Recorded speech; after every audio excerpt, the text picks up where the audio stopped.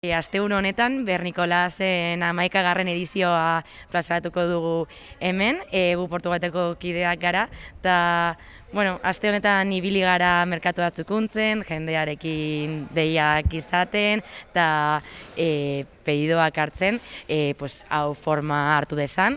Lanean ibili garenok voluntarioak gara, hau egiten dugu herrian jaiak izateko eta ambientea egoteko.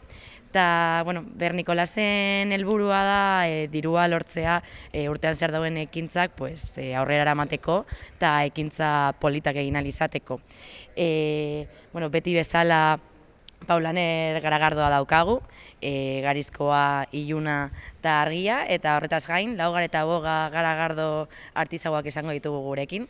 Gaur ostiralean inprosit polka izango dugu gurekin, arratzaldea animatzeko, eta guztiak konbidatuta zaudete gurekin etortzeko, eta ondo pasatzera. Oso giro polita egongo da, beti jendea dator, ondo pasatzera eta trago batzuk hartzera, eta konbidatuta zaudete etortzeko.